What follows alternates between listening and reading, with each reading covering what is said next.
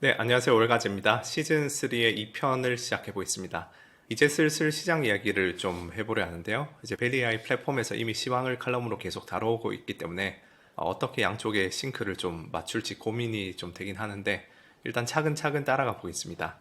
먼저 오늘은 S&P 500 이야기를 좀 해보겠습니다. 기본적으로 저는 이제 2분기에 조정을 겪고 3분기에 바이든과 옐런의 재무부에서 유동성이 들어오고 또 대선 이후에 하락장이 온다는 시나리오를 디폴트 시나리오로 생각하고 있는데요. 그래서 이제 뭐 그런 부분이랑 나중에 하락장을 트리거할 수 있는 요건, 이런 부분에 대해서 오늘 좀 개괄적으로 하이 레벨에서 요약해드리고 그렇게 배경 컨텍스트를 갖춘 후에 이제 다음 시간부터 세세한 디테일을 좀 다루기 시작해 보겠습니다. 그래서 상반기에 제가 벨리아에 써왔던 내용들을 전부 다룰 순 없지만 대략적으로 2분기 그러니까 4월쯤부터 이제 그 시황의 논리 흐름을 쭉 짚어보자면 이제 4월 3일 그러니까 S&P 500이 요 채널 상단에 있었을 때 이제 올렸던 칼럼에서 이제 베이스 시나리오대로 2분기는 조금 조심해야 할 구간이다. 일단 한국 쪽을 보면 솔직히 단기적으로 총선까지는 모르겠다. 밸류업 테마가 아직은 유효하다. 그런데 밸류업 프로그램이 총선용인 것은 명확했고 또 후속 조치가 얼마나 힘있게 나아갈까 하는 의문이 든다.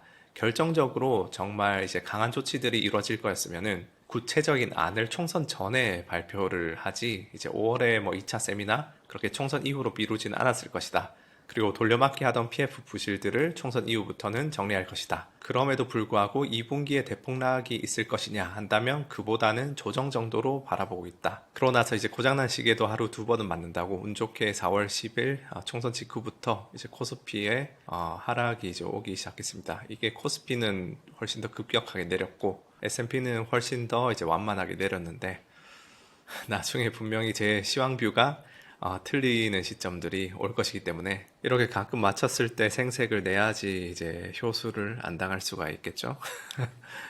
그 다음에 이제 그 중요한 지점은 요 시점이 중요합니다. 5월 1일 이렇게 하락하다가 여기서 급반등하는 요 5월 1일 이때가 이제 옐런의 국채 발행 계획 QRA가 발표된 날짜인데 원래는 저도 요때 올렸던 이제 시황에서 이 하단 이제 4,850에서 4,950에서 매수하려고 한다고 이제 올렸었는데 QRA가 나오자마자 추가 하락뷰를 5월 2일에 이제 걷어들인 바 있습니다. 그만큼 이때 나왔던 이 QRA라는 그 키워드가 여러분이 이번 하반기 주식시장에 대해서 대응하는 데 있어서 정말 중요한 내용이고 이것을 구체적으로 잘 이해할 필요가 있다. 그래서 여기에 대해서 또 저희 회사의 인턴 중국 칭화대에서 경제학을 공부한 훌륭한 이제 수재 RA가 이렇게 쫙 국채 발행 프로세스부터 시작해서 지금 옐런의 재무부가 하고 있는 일들을 전부 다 세세하게 좀 계산까지 해서 정리해둔 칼럼이 있는데 요 내용이 이제 유튜브에서 다루기에는 좀 어려워서 조만간 제가 유튜브용으로 쉽게 톤다운을 시켜서 좀 쉬운 버전으로 다뤄드리겠습니다. 그런데 오늘은 일단 시황에 대한 워밍업을 하는 날인 만큼 이제 하이 레벨에서 전체적인 그림을 쭉 먼저 그려드리는 것에 초점을 두고 나중에 하나하나 세부적인 디테일로 들어가도록 하겠습니다. 자, 그래서 2분기에 대한 캐치업을 한 줄 요약하면 2분기 조정 후 옐런이 작정하고 재정 지출을 통해서 유동성을 풀겠다는 의지를 표명하면서 주가 조정은 제 예상보다 얕았고 그 이후에 고공행진을 거듭한 끝에 지금은 다시 재차 상단을 테스트하는 중이다. 이렇게 요약할 수 있을 것 같습니다. 그럼 이제 지금부터가 중요하겠죠? 먼저 초단기적으로는 이제 7월에 단기 조정이 있을 수 있다고 보는데 첫 번째는 이게 쉼없이 상승해 왔기 때문에 기술적인 부담감이 조금씩 높아지고 있다는 점. 두 번째는 실적 시즌에 보통 이제 블랙아웃 피리어드라고 해서 내부자들의 거래가 제한되는 시점이 있는데 그때는 보통 자사주 매입이 조금 제한적으로 나옵니다. 그래서 그런 부분이 아마 다음 주 정도까지 있을 것 같고 일단 세 번째는 실적 시즌에 그런 포워드 가이던스가 하향 조정될 가능성이 높다는 점인데요. 그 전조 증상이 지난주에 나왔던 나이키의 20% 폭락이었고 제조업 신규 수주 데이터에서도 이런 힌트가 나타나고 있다. 오랜만에 유튜브로 복귀하니까 이제 다뤄야 할 게 정말 많긴 한데 이런 부분들도 이제 세세한 디테일들은 따로 나중에 컨텐츠로 다루도록 하겠습니다. 어쨌든 초단기적으로는 뭐 조정이 좀 있을 수 있는데 저는 뭐 한 5% 정도 예상하고 있고요. 그다음 중기적으로 하반기를 바라보면은 이제 펀더멘탈적으로는 고평가 구간에 진입했지만 바이든 옐런이 강하게 유동성 주입의 의지를 드러내고 있어서 유동성 기반의 점진적 버블이 형성되다가 이제 올해 4분기에서 내년 1분기 즈음에 여러 조건들이 갖춰지면 하락장이 시작된 시나리오를 베이스로 잡고 있고, 하반기 중에 옐런이 얼마나 유동성을 뿌리느냐에 따라서 달라지겠지만 지금 예상하는 기조대로 뿌릴 경우 S&P 500 기준으로 한 5,800 구간 정도가 고점이 아닐까 싶습니다. 결국은 투자의사 판단 측면에서는 하락장의 가능성이 얼마나 높아지고 있는지를 판단하는 것이 앞으로 1년 동안의 주식 농사에 중요하다고 보는데요. 이제 하락장을 트리거할 수 있는 조건으로는 총 7가지 정도를 보고 있습니다. 펀더멘탈적인 고평가, 기술적인 시그널, 통화정책 측면에서의 시그널, TGA 어카운트 자금의 소진, 그 다음 국채 공급 물량에 대한 채권 작용단, 그 다음 일본의 엔화 방어 시작, 그 다음에 트럼프의 일방적인 지지율 우세. 혹시 이제 벨리 참가자분들 중에 이제 헷갈리실까봐 제가 지난달에 썼던 칼럼에서는 이 6가지를 이야기했는데, 지난주 트럼프 바이든 토론회 이후 새로 부상한 것이 이 7번째 트럼프의 일방적 지지율 우세 요인이라고 볼 수 있겠습니다. 그래서 오늘은 이 7가지에 대해서 짤막하게 개괄적인 요약만 하고 다음 시간부터 차차 디테일하게 풀어나가 보겠습니다. 첫 번째는 이 펀더멘탈적인 고평가. 이제 펀더멘탈적으로는 제가 보는 다양한 지표들 측면에서 이미 고평가 구간에 진입했다고 보고 있는데, 이런 지표들도 나중에 컨텐츠로 몇 개 다뤄드리도록 하겠습니다. 그런데 단순히 펀더멘탈적인 고평가 자체가 하락장을 유발하진 않습니다. 펀더멘탈적인 고평가 상태에서 하락을 유발하는 촉매가 이제 발생했을 때 빠르게 하락이 올 수 있는 그 가능성을 내포한 환경이 형성되고 있다. 그 정도 볼 수 있는데, 어쨌든 지금 S&P 500 측면에서 5,500 이상은 고평가 구간이긴 한데 유동성이 풀리는 것에 따라서 5,800 구간까지 갈 수 있다. 그 다음 두 번째는 기술적인 측면인데요.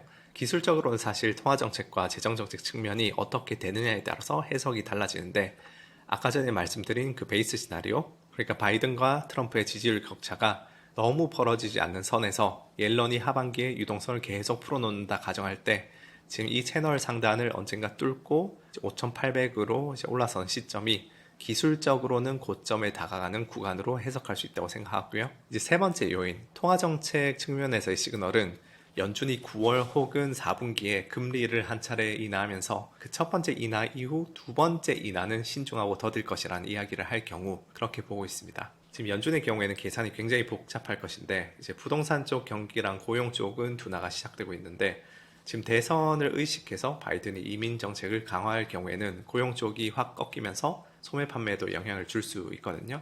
그런데 또 옐런의 재무부가 유동성은 풀고 있으니까 이번 하반기에 섣불리 통화정책을 완화적으로 풀기는 애매하고, 그러다가 또 5월부터 지금 재무부 유동성이 풀리기 시작한 그 재정 지출이 시차를 가지고 6개월 이후부터 연말쯤부터 인플레이션으로 나타나는 시점에 대선도 끝나서 그 유동성 주입이 살짝 꺾이게 된다.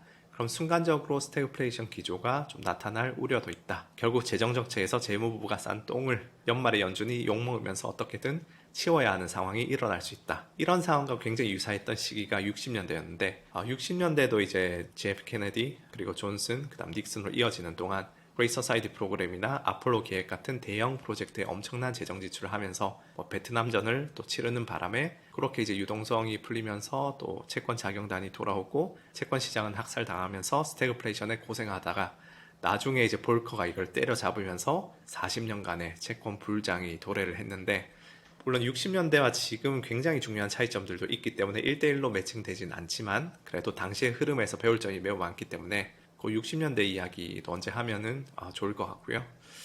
밀어넣는 콘텐츠가 너무 많긴 한데 다 다루겠습니다. 어쨌든 이런 복잡한 셈법 때문에 연준은 지금 고민이 상당히 많으리라 생각하고, 제가 봤을 때 지금 기조가 계속 간다면 연준이 할 수 있는 최선은 아마도 이제 9월에서 4분기 정도에 한 번의 금리 인하를 한 뒤에 바이든 옐런의 재정 지출이 어느 정도의 인플레를 불러일으키는지를 체크하고 나서 다음 수순을 결정할 가능성이 높습니다. 그런데 지금까지 시장은 줄곧 연준이 금리 인하를 한번 시작하면 쭉 연속적으로 할 거라는 것을 좀 베이스 시나리오로 해서 밸류에이션에 프라이싱을 하고 있기 때문에 그 기조가 이제 연준 측면에서 컨펌되는 시점에 밸류에이션 조정이 일어날 수도 있다고 보고 있고요.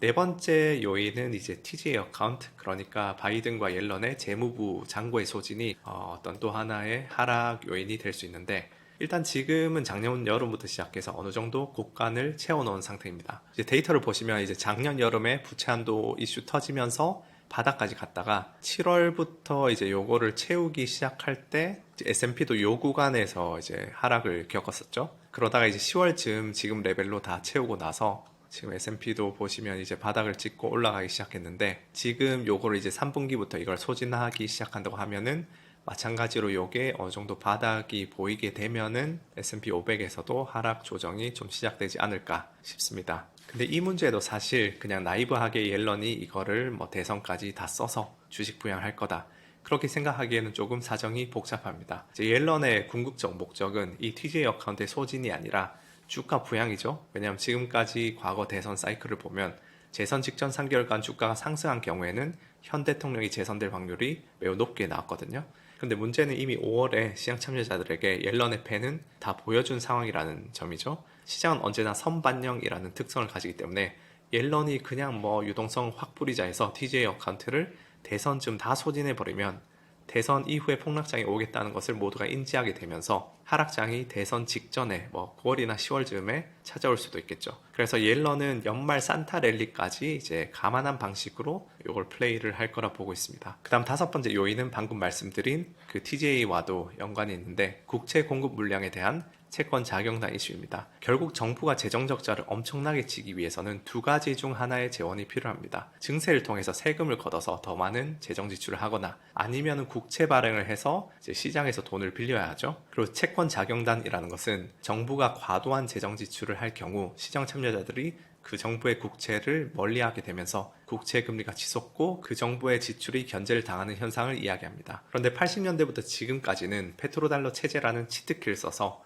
미국이 이두를 피해왔는데 코비드 직후 바이든이 막대한 재정 지출을 쏟아부으면서 인플레이션과 함께 국채 금리가 치솟는 현상이 다시 나타났죠. 그리고 나중에 QRA 이야기를 좀 자세히 할 때 다루겠지만 지금 옐런은 대선 전까지 재정 지출을 하면서도 10년물 국채 금리가 치솟는 일이 없게 하기 위해서 단기국채 위주로 발행을 하고 장기국채 공급을 억누르고 있습니다. 그런데 그 억눌린 장기국채 공급이 결국은 시장으로 나올 것이다. 그런 타이밍이 오면 결국은 연준이 나서서 양적 긴축을 중단하고 양적 완화로 태세 전환을 해야 하는데 만약 그 시기에 인플레이션이 오고 있는 상태라면 연준이 섣불리 움직일 수가 없기 때문에 경제는 굉장한 스트레스를 줄 수 있습니다. 그 다음 여섯 번째 요인은 일본이 엔화를 방어하기 시작할 경우인데 그렇게 하기 위해서 일본은 결국은 미국 국채를 팔아서 마련한 달러로 엔화를 사들이거나 아니면 금리를 올려서 방어를 해야 하는데 전자면은 미국 국채 금리가 뛸 것이고 후자면 엔캐리 자금들이 흡수되면서 시장의 유동성이 흡수될 것이다. 그래서 어느 쪽을 가든지 이게 약간